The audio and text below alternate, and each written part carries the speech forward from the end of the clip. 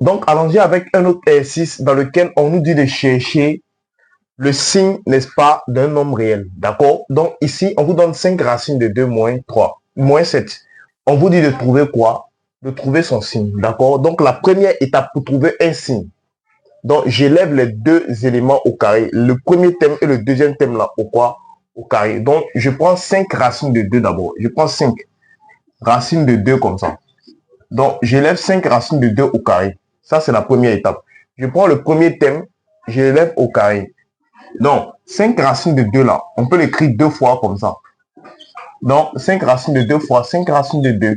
Donc, cette écriture là, on peut l'écrire comme ça. D'accord? Après avoir écrit comme ça, je tape à la machine. D'accord? Ça me fait 50. Donc, 50 tout simplement. Donc, quand je tape tout ceci à la machine, ça me fait 50. Donc, je vais prendre 7 aussi. J'élève 7 aussi au carré. Pourquoi? Parce que 7 aussi est le deuxième thème. Donc, j'élève le deuxième thème aussi au carré. Après avoir élevé le deuxième thème au carré, ça fait 7 fois 7. D'accord?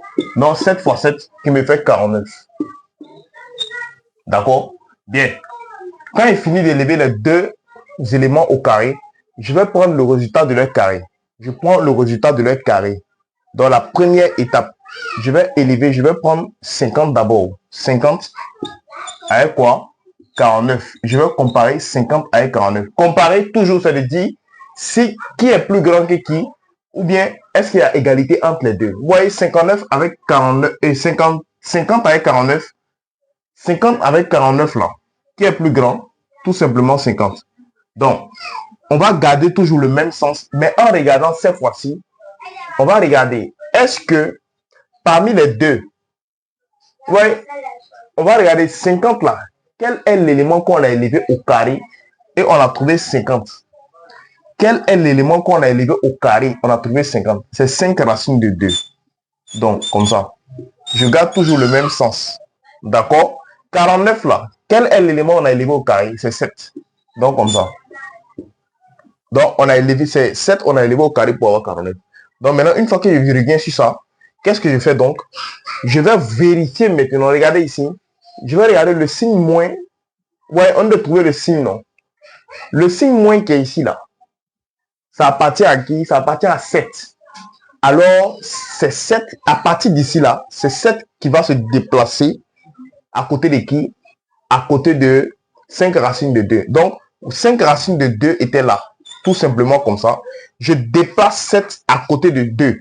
Et 5 racines de 2.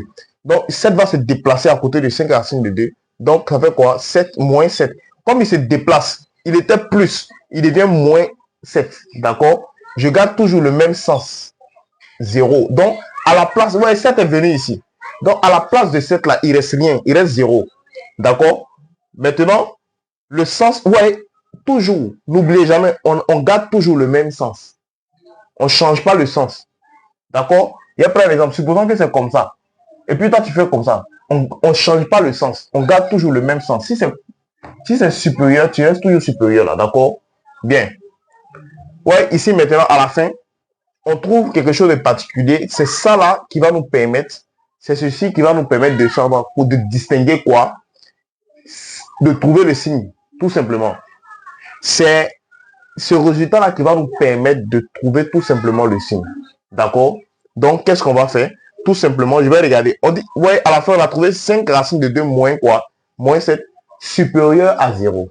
Donc, on a trouvé 5 racines de 2 moins 7 supérieur à 0. Tout nombre qui est supérieur à 0 là est positif. D'accord?